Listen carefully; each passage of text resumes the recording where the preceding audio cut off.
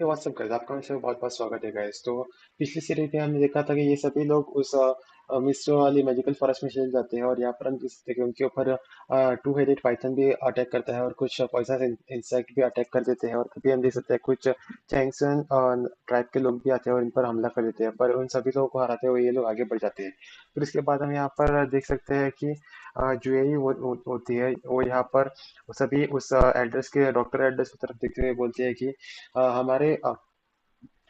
हमारे मास्टर बहुत ज़्यादा स्ट्रांग हैं और उसी के साथ हमें नहीं लगता किसी को उनके साथ कुछ भिड़ने की ज़रूरत है। अगर किसी ने भी ऐसा करने की कोशिश किया या फिर उन पे हमला करने की कोशिश की तो उनके लिए ज़्यादा अच्छा नहीं रहेगा। वो यहाँ पर ये भी बोलते हैं कि हमारे मास्टर को हमारे विलेज में, हमारे होम टाउन में गॉड स्लेयर के नाम से जाना जाता है। फिर यहाँ पर हम देख सकते हैं कि यहाँ पर जो उन्हें ये भी बोलते हैं कि अगर किसी ने उनको तंग करने की या फिर परेशान करने की कोशिश की तो हमसे बड़ा कोई भी नहीं होगा। तो यहाँ पर हम देख सकते हैं कि दूसरी तरफ सभी डॉक्टर्स जो खड़े हुए होते हैं, जिनमें से सभी लोगों के चेहरे का रंग उड़ जाता है, क्योंकि उनको लगता है कि शायद उनको कहीं हम लोग के शक तो नहीं हुआ कि हम लोग इनको मारने के लिए आए थे। और ये सब सोचते ही डॉक्टर माउस के साथ ही घबरा जाती है और बोलते हैं कि अगर आपको किसी भी हमारी बात का बुरा लगा हो या फिर किसी भी तरह की आपको परेशानी हो हमारी वजह से, तो हम लोग आपसे माफी चाहते हैं।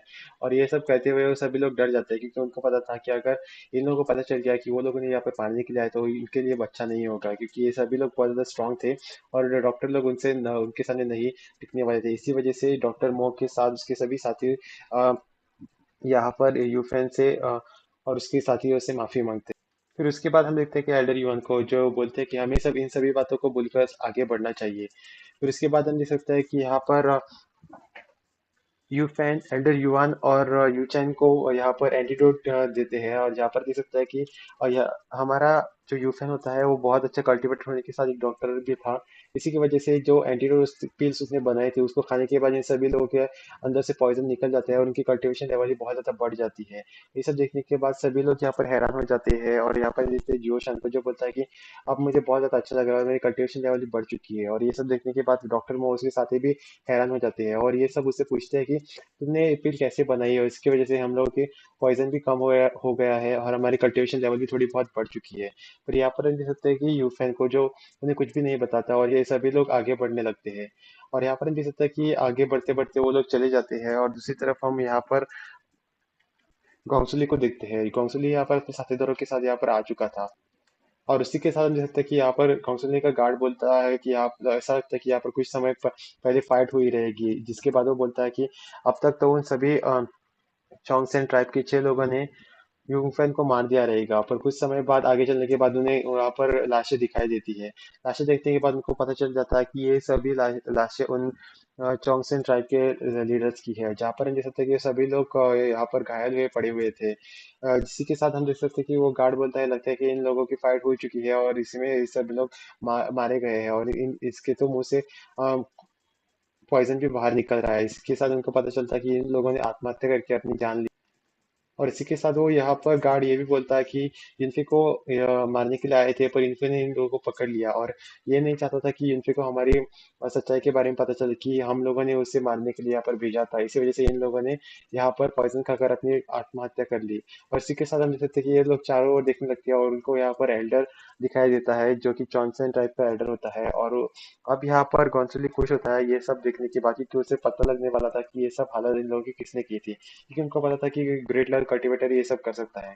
पर आगे जाकर हम देखते हैं कि उन लोगों को यहाँ पर टू हेडेड पाइथन दिखाई देता है और टू हेडेड पाइथन बहुत ही हाई लेवल का कल्टीवेशन लेवल का था और उसे मारने के लिए किसी को ग्रेट यूआन रेलम या फिर गोल्डन लेवल का होना चाहिए था। पर यहाँ पर हम देख सकते हैं कि ये सब सोचते ही वो लोग रहते हैं, क्योंकि उन्हें अभी भी शक था यहाँ पर यूनफे के ऊपर, क्योंकि उनको पता था कि ये यूनफे ही ये सब कर सकता था, पर ये लोग श्योर नहीं थी। इसी वजह से ये लोग सच्चाई का पता लगाना चाहते थे और आगे चलने के बाद यहाँ पर उन्हें बड़े बड़े पॉइजनस स्नेक भी दिखाई देते हैं। इनके बाद उनको पता चल जाता है कि यहाँ पर बहुत बड़ी फाइट हो चुकी थी और जिनमें इन सभी लोगों को यहाँ पर यूनफे और उसके साथियों ने मारा।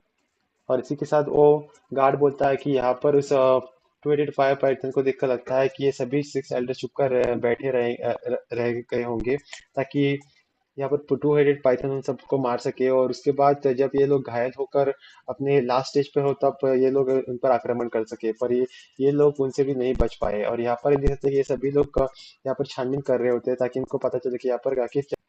फिर उसके बाद इनको अंदाजा लग जाता है ये कि युनफी और उसके साथियों ने ये सब किया है। और इसी के साथ हम देख सकते हैं कि यहाँ पर कौंसुली थोड़ा बहुत डर गया था, क्योंकि उसे अब उनके युनफी और उसके साथियों की पावर के बारे में आइडिया लग गया था। इसी वजह से वो बोलता है कि हमें थोड़ा उस युनफी और उसके साथियों से संभल कर रहना होगा, क्योंकि इन्होंने इन सभी लोगों की ऐसी हालत की है, और ये टू हेडेड पाइथन में मर चुका था। इसी वजह से ये सभी लोग बहुत सावधानी के साथ आगे बढ़ते हैं, कि क्योंकि उन वो लोग उनसे वो स्क्रोल छीनने के लिए आए थे, पर अब वो लोग उसके बारे में दोबारा सोचेंगे।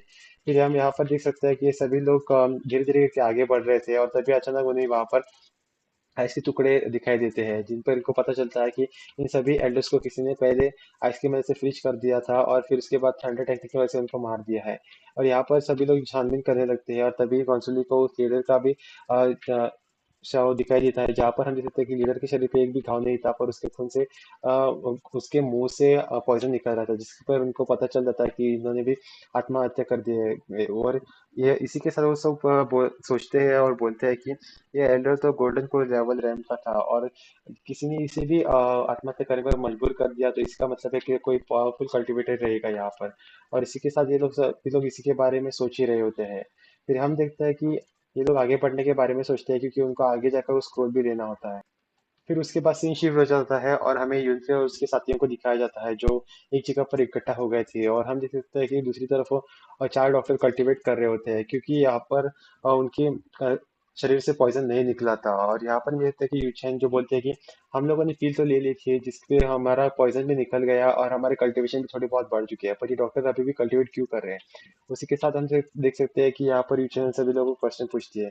उसके बाद यहाँ पर यूनफे बोलता है कि अ, ये दिखता ही रहता है। और तो अभी हम देखते हैं जुएई को, जो बोलते हैं कि जब यहाँ पर यूनफे ने उनको पिल ली थी, उन लोगों ने वो यूनफे की पिल्स नहीं खाई, जिसकी वजह से उनका पॉइजन नहीं निकला, और वो अपनी पिल खाकर उस पॉइजन को निकालने की कोशिश कर रहे हैं, और कल्टीवेशन के थ्रू उस पॉइजन को निकालने की ट्राई कर रहे हैं। और इसी के साथ हम देख सकते हैं कि वो अ, सभी लोग उन डॉक्टर के बारे में बात कर रहे होते हैं। और उसी के साथ हम यहाँ पर देख सकते हैं जीफान को, जो यहाँ पर यूनिफी को बोलते हैं कि तो आप तो बहुत ही ज्यादा अच्छे कल्टिवेटर और अच्छे डॉक्टर भी है, जो अच्छे पीएचडी बनाते हैं। क्या आप मुझे अपना स्टूडेंट बनाना पसंद करेंगे। फिर यहाँ पर हम देख सकते हैं कि यूफेन को, जो बोलता है कि मैं मोर्टेलिटी टॉप लेवल पर पहुंचना चाहता है, वो इसी वजह से मैंने किसी को भी अपना स्टूडेंट बनाने के बारे में नहीं सोचा। यहाँ पर हम देख सकते हैं कि यहाँ पर जीफन उसे मास्टर बनाने की कोशिश में यहाँ पर उस पर उसके आगे झुक जाता है, पर यहाँ पर यूफेन अपने मैजिकल हाथ की वजह से उसे रोकने की कोशिश करता है। और इसी के साथ हम देख सकते हैं कि यहाँ पर वो कैसे भी करके यूनिफी का शिष्य बनना चाहता था, और वो यहाँ पर उसे बोलता है कि वो मैंने क्यूई की ताकत भी हासिल कर लिया, जिसकी वजह से मैं नीडल्स को भी कंट्रोल कर सकता हूँ और एक्यूपंक्चर पॉइंट्स को भी कंट्रोल कर सकता हूँ। और इसी के साथ वो बोलता है कि मैं अभी 22 साल का हूँ, और मुझे ये सब टेक्निक्स आती है। फिर दूसरी तरफ हम देखते हैं जुए को, जो बोलते हैं कि जब तूने 22 साल की उम्र में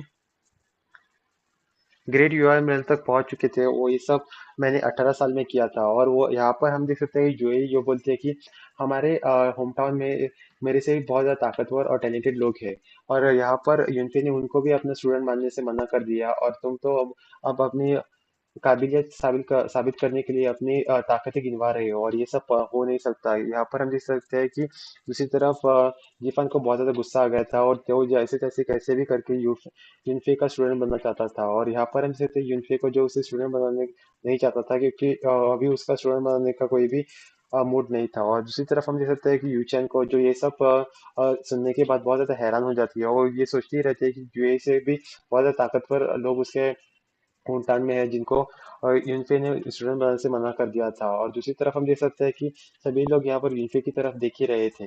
फिर अचानक हम देख सकते हैं कि यहाँ पर यूफेन का गार्ड होता है, जो उसे बोलता है कि आप तो टीआई सेट के फ्यूचर हो, और आप ऐसे किसी का सर्वेंट कैसे बन सकते हो। जिस पर हम देख सकते हैं कि यहाँ पर जीफान को बहुत ज्यादा गुस्सा आता है उस गार्ड पर, उससे गार्ड को चुप करवा लेते हैं। और दूसरी तरफ हम देख सकते हैं जुएई, जो यूचन से बोलते हैं कि तुम बहुत जल्द यूनफे से शादी करने वाली हो, और तुम्हें इस पर बहुत ज्यादा फक्र होना चाहिए। जिस पर यहाँ पर हम देख सकते हैं यूचन को अपने आप पर बहुत ज्यादा नाज फील होता है, और वो थोड़ा बहुत शर्मा भी जाती है। फिर दूसरी तरफ हम देख सकते हैं कि सवेरा हो जाता है और यहाँ पर हम देख सकते हैं कि सभी लोग उस लोटस को लाने के लिए आगे बढ़ने लगते हैं, और तभी हम देख सकते हैं डॉक्टर मो और उसके साथियों को, जो आगे बढ़ना नहीं चाहते थे, और वो बोलते हैं कि हम लोग अब इससे आगे नहीं बढ़ना चाहते, और उनसे अलविदा बोलकर वहीं से चले जाते हैं। और दूसरी तरफ हम देख सकते हैं कि वो लोग जाते जाते मन ही मन सोचते हैं कि अच्छा हुआ कि हम लोगों ने यूनिफे और उसके साथियों से पंगा नहीं लिया, क्योंकि उसके साथी तो उससे भी उतने उसके जितने बहुत ज्यादा ताकतवर है। अगर हम लोगों ने स्क्रोल की वजह से उन पर हमला कर दिया था तो आज हम लोग की चटनी हो जाती है। दूसरी तरफ हम देख सकते हैं कि जीफान को, जो बोलता है कि हम लोग एक दिन में लोटस की जगह पर, और वो ये भी बोलता है कि लोटस अभी लोजियान वैली में है, और इसी की वजह से वो लोग वहां पर चलने लगते हैं। और जहाँ पर हम देख सकते हैं कि जुएई और वूचैन रास्ते में आने वाले हर मुसीबत, हर पॉइजनस स्नेक और एनिमल्स को मारे जा रहे थे। और यहाँ पर हम देख सकते हैं कि वो लोग चलते चलते लोजिया वैली के आसपास पहुंच जाते हैं, जहाँ पर जीफान बोलता है कि ये आगे इस वैली के दूसरी तरफ केव है जिसके अंदर हमें लोटस मिलेगा। और यहाँ पर हम देख सकते हैं कि वो लोग धीरे धीरे करके आगे बढ़ जाते हैं, और जब ये लोग आगे बढ़ रहे थे तो यूनफे को कुछ मैसेज होता है। वो बोलता है कि सभी लोगों को वहीं पर रुक जाओ, और वो अपनी मैजिक की मदद से देखता है कि वो, और उसे दिखता है कि वहां पर एक फॉर्मेशन लगी हुई है, जिस पर वो बोलता है कि यहाँ पर एक फॉर्मेशन लगी है जिसकी वजह से हम लोग आगे नहीं बढ़ सकते।